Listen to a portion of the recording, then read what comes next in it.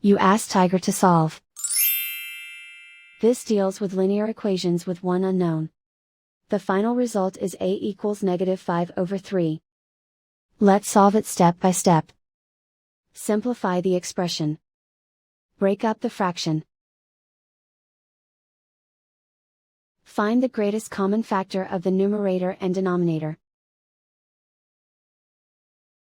Factor out and cancel the greatest common factor. Simplify the fraction.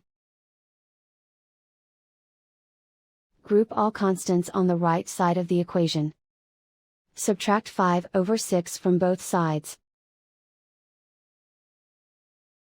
Group like terms. Combine the fractions. Combine the numerators. Reduce the zero numerator. Simplify the arithmetic.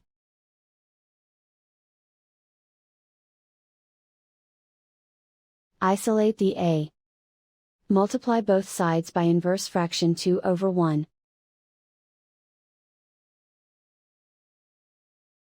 Group like terms. Multiply the coefficients.